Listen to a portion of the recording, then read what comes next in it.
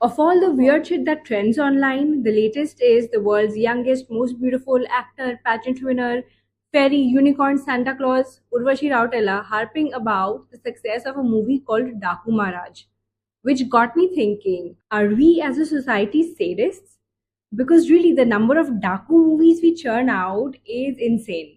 We seem to have an insatiable appetite for looting, plundering, and all things Daku. Is it the allure of the outlaw or the thrill of the heist, or are we simply trying to pick up some tricks ourselves because things are expensive and we could use the extra cash? So while I was thinking, why is Bollywood so obsessed with dacoits and how the trend even started, I realized that I pay the Wi Fi bill every month. So why not use the internet and do some research? Let's rewind a little bit and go back to the 1960s and 1970s, the golden era of dacoit movies. Like your favorite Instagram influencer, Indian cinema was obsessed with dakus, not makeup. It all started with real life events when activist Vinoba Bhave somehow managed to convince the dacoits of the Chambal Valley in Madhya Pradesh to surrender. This was followed by mass surrenders in other regions as well. This real life drama caught the attention of filmmakers, and suddenly dacoits became this larger than life figures on the silver screen. What's interesting is that the Daku character, although stereotypical, has never just been one type. In fact, the only trait that one can say has been more or less constant is their get-up. The black tilak, the facial hair, the horse. No, the horse cannot be part of the get-up. Okay. The bullet-loaded belt, the rifle, the khaki outfit, which used to be a dhoti kurta sort of an ensemble in the earlier movies. Also the intimidating red-eyed glare.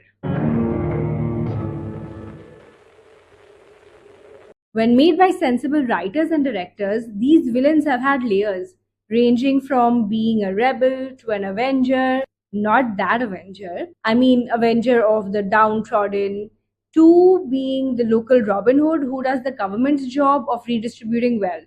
Dilip Kumar's Ganga in Ganga Jamuna, which was made in 1961, turns to a life of crime because of societal injustice. In Mujhe Jeene Do, Sunil Dutt is a dacoit who does more than just loot and plunder. He kidnaps also. He kidnaps a woman but then falls in love with her. It's like Beauty and the Beast, just with more guns and no singing teapots. But then something changed. By the 1980s and 1990s, the dacoit became a full blown fear inducing supervillain. To hell with the layers and moral ambiguity. Now, dacoits were pure evil. They were the kind of characters who would give you nightmares and make you double check your lock at night or day because they would ambush anytime they want to. The poster boy of this kind of dacoit was Gabbar Singh.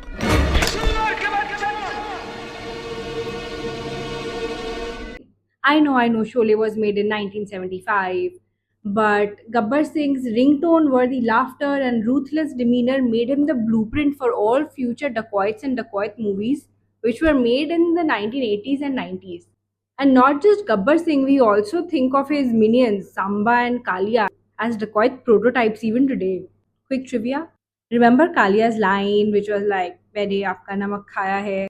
सरदार मैंने आपका नमक खाया सरदार There's actually a cultural significance. I heard somewhere that whenever these dakus would raid some rich person's house, the women in the house would offer them pakoras because then they would not kill the man of the house because there would be some namak ka curse. That's a mega stupid daku move to raid someone's house and eat pakoda at your victim's place.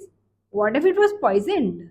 Amjad Khan reprised his role as Gabbar in a parody of Sholay called Ramgarh Ke Sholay in 1991 for financial reasons apparently, but nobody was having a comedic Gabbar. When filmmakers decided that the morally ambiguous dacoits and out and out scary dacoits had done their time in the spotlight, they thought the next best thing to do with the dacoit character is to turn them ridiculous. I mean, Sher Singh has a mohawk and a Dragon Ball Z style overalls. Why? The Daku role had everyone so hooked that the leading ladies of the industry also wanted a piece of the pie. To add audacity and action to their roles, Women actors back then would either play a police officer or a daku. And oh my god, the cheesy stockpile that was the result of this. And no, I'm not at all talking about Bandit Queen. That's a different species of movie. Good movie. Quick look at some of the most famous faces from that time in their not so convincing roles as Daku. There's Sridevi in Sherni wearing tight leather jackets and pants and that headband thing. There's Hema Malini in Ramkali. I don't know what to say about this. And there's Zeenat Aman in Daku Hasina. Then there are a few more movies with Dimple Kapadia, Rekha, etc. The main difference between the male and the female actors in Daku roles is clear as daylight. The women were not intended to induce fear, rather to fulfill a sort of desire to see beautiful women in leather clothing, tight leather clothing, and whips and a gun. Also, their motive was always revenge rather than greed.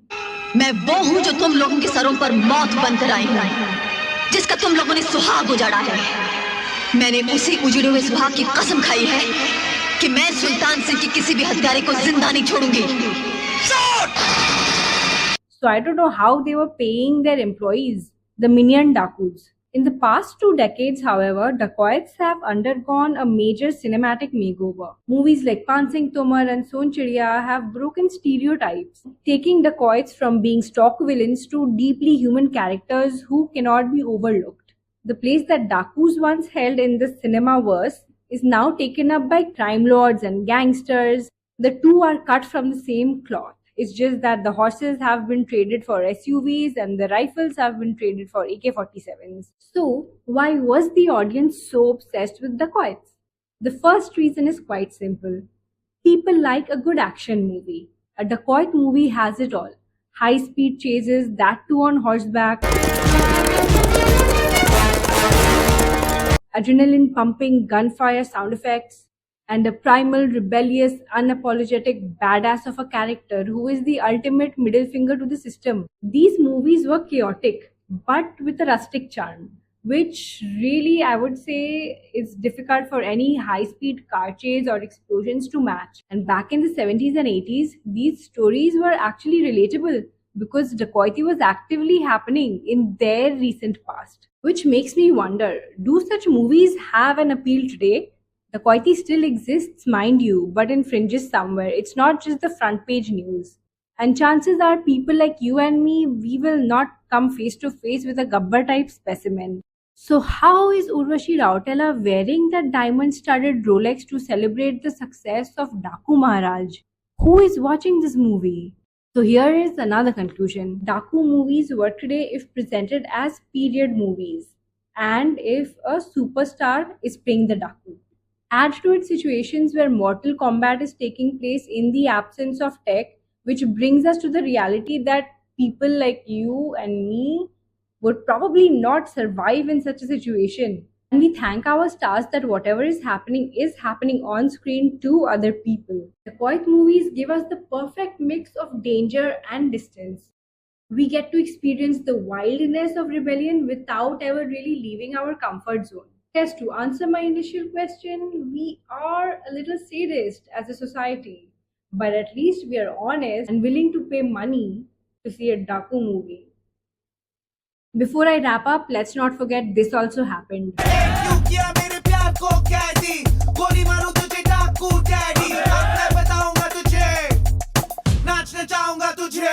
And that's today's very serious discussion. Don't forget to like and subscribe, man.